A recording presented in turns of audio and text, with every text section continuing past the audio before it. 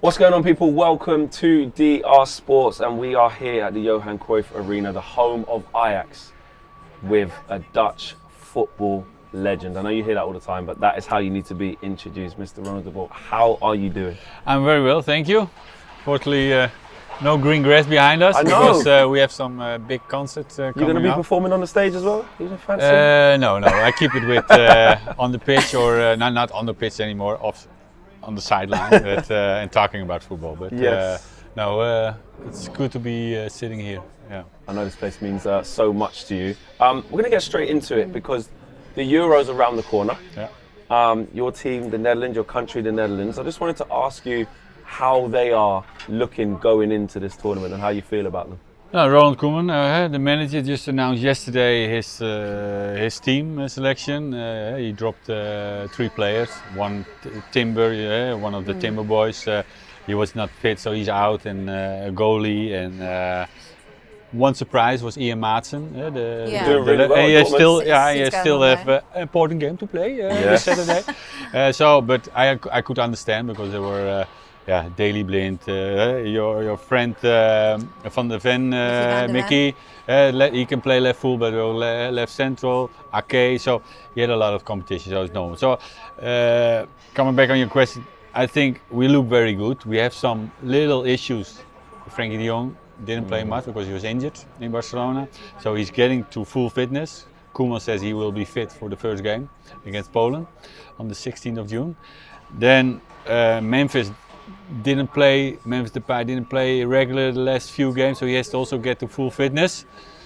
Because you need those players, I think, if you want to have a result, if you want to really compete, you need those guys. But saying this, I think we have some great youngsters, the Gakpo, the Xavi Simons, Donjan Malen, who still has to play a final. And in the back we have so many experienced guys, as Van Dijk, for example, Ake.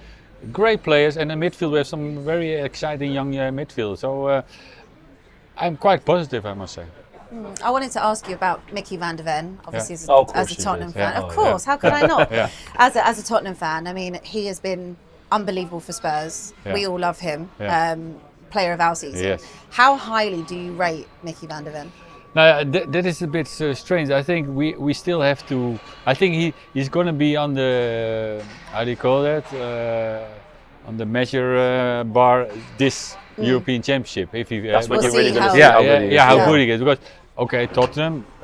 Don't get me wrong, it's amazing, and he what you say, player of the year. So he has an incredible season. But can he also do it on an international stage? And I believe in him. I think he's a great personality. He has a great personality. That is what I love about him. But he has strength. He has speed, unbelievable. He's comfortable on the ball. So all aspects, all ingredients to be successful. So I feel very confident about this boy. How well has Ronald Koeman done in turning around and rebuilding this Dutch side? Of course, it's been a difficult period after having such names when yourself, when you played, and some of the huge names from Dutch football in the squads that have gone by, and then they find themselves in a difficult period. And Ronald Koeman's come out of that now from the World Cup and now into this. How well has he done to sort of turn? That is always, you can say he's doing well, but it depends how you're doing this summer. And I think what I said. He did a good job. I think he created a team with experience and young talent. I think there's always a good mixture with Van Dijk, Daley Blind, De Vrij, Frenkie de Jong, although he's not that old. He experienced Memphis Depay. So there are some really older guys, and then with some young talent, that can be a great mixture. But sometimes still, I always say, and it's in everyday life, also in society. It just have to fit with each other. If you have 11 Ronald de Boers on the pitch, won't work. Now maybe that they might win. That definitely won't win. But you need weapons in your team, but different weapons. Yeah. And I think we have that quite in our group. So hopefully that just fits. I always the jacket must just fit in that team, and if that fits, then we can be a dark horse for the title. I think that's definitely kind of where I'm looking at the Netherlands as one of those dark horses, because obviously you've had so much success if you look back over big European competitions, but maybe not so much in the last few years. Yeah. There are some young players that are coming through. Who are the ones that we should be looking at from a Premier League English perspective? Gakpo, of course, but he did already quite well with the World Cup in Qatar, of course. Our top scorer at that time. He was very good. He made a name for himself. I think South Simon had an unbelievable year at Leipzig. He was one of the stars. Jeremy Frimpong as well. Frimpong, unbelievable at Leverkusen. And then of course Reinders at AC Milan. His first year, basically with Van der Ven. Unbelievable year behind. You never expect that he would be one of the starting 11 players, and did very well. Teun Koopman with Atalanta. So we have. That's what I like. A lot of players played a lot of games on the highest level, and being also, how do you call that, one of the important players during a lot of important games. So I think the experience there, although they're sometimes young, they have some games under the belt, and that's important. So they know what is needed to win games, and I think that's why I'm confident in this team, and I'm 100% sure that nobody really likes to face Holland, for sure, because defensively, with we say Frimpong, but also with Van Dijk,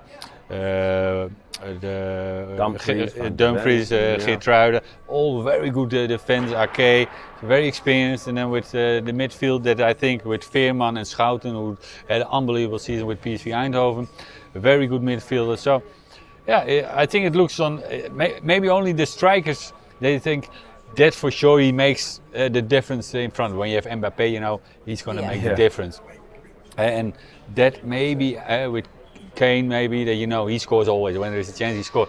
That sometimes is in Holland still at that moment. We don't have the Kluivert, Van Nistelrooy, Cruyff, like the star player Van up Basten. front. That is maybe the only missing link in my opinion. But maybe Brian Robbie. He's been doing really well. And Weghorst, we can't. But he's more a pinch hitter. Good spell. He can get good moments. Good spell at Manchester United. Last year. Big player in the World Cup as well, wasn't he? Exactly. Unbelievable. Nobody forgets that. From an England perspective, I just wanted to ask you quickly your thoughts on the England squad. Obviously, we've got some fantastic young players. It looks like a really good generation. We've got some real famous players, the likes of Phil Foden and Jude Bellingham, of what he's doing. Harry Kane. Bukayo Saka. So many. Players, Declan Rice. Those players are maybe even more important. Absolutely, because they're underestimated. Position as well. So but I was more creative. But he's so important. Like when we had, for example, Davids in our team, Alvarez in with West Ham. But those are some the Kantés from the team. Who run the engine. And they're so important. We say like the cement between the stones. They keep it together, and that is so important. But coming back on England, I think they're unbelievable talent. The landscaping of England football changed totally. I think because of foreign coaches, they made the awareness of being a professional football player so much bigger. What is needed, because before I played in Scotland, and I see the other guys, the older ones, and you think, you can't. Continue like this if you want to really compete with the best of the world. And I think with Wenger, Mourinho, Klopp, Guardiola, and etc. The other coaches I forget, but with Tottenham and all the guys, they make the English football change. And you see now the likes of Foden, the technical ones, Sancho. You see so many great, skillful players also in the midfield. And Alexander Arnold, my player, amazing. A fullback that I like with such an unbelievable pass like Beckham.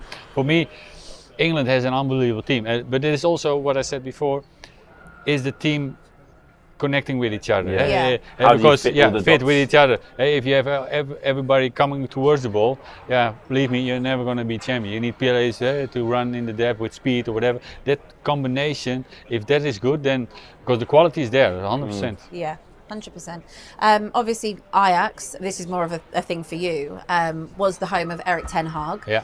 Has since gone to United. 2 trophies in 2 seasons, one better season, one maybe slightly less in terms of the league. How would you look at Erik ten Hag's time at United so far? No, difficult because I've been in Scotland and I know how the news works, the papers, newspapers. Yeah, and he's called that out as well. Yeah, no, I like that. And we're Dutch so. like that. We say it sometimes better shut it, but I think this was the right time to say something about it. But it would have been difficult because he's been praised the first season and the second season was difficult. I always also thought like, Erik, what you're saying, because we play dominant football, whatever, and I saw the game. I didn't see any domination in the game. Left people a little bit confused. Yeah, they think like, did you watch the same game? Of course, sometimes you're intense and whatever. Maybe if you review the game, then you think, okay, maybe it was not that dominant and not so spectacular. Do you think he's trying to protect the team when he does that? Yeah, of course. I think he does that always, and you don't want to be negative towards your player because you indirectly you're negative about your team, of course. But he's mainly responsible. But I think he's a great manager. I must say, he convinced in the FA Cup because he had really a technical plan with two wide, quick ones with no striker. My brother did it once with Christian Eriksen against Manchester City. They won 2-0. 2-0. Yeah, false nine. Yeah, see? false nine, unbelievable. Yeah. If you don't have a 9, don't play a 9. Exactly. It was a great and.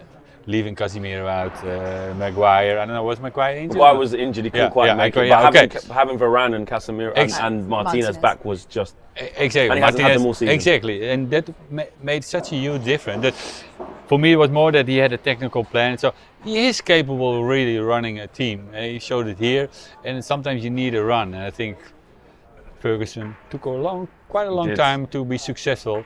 And I always give the example with Arsenal. Miguel was already almost halfway his body out of the Emirates Stadium. Nobody really believed him because he was too young and not experienced enough, and the football was not good. And now we've seen after Guardiola the best manager of the Premier League. So sometimes you have to have the luck that the management is. Yeah. So do you think he needs more time, Erik? I think if he has, he deserves definitely another year. I think when he has, when you saw it, I thought of course, when you play City, you know you don't have much the ball. But when they had the ball, I think they played very good football in the way. They really hurt City. So he had a plan, and I think when everybody is fit, like Martinez and all, he can play the football that he wants. So I would definitely give him another year.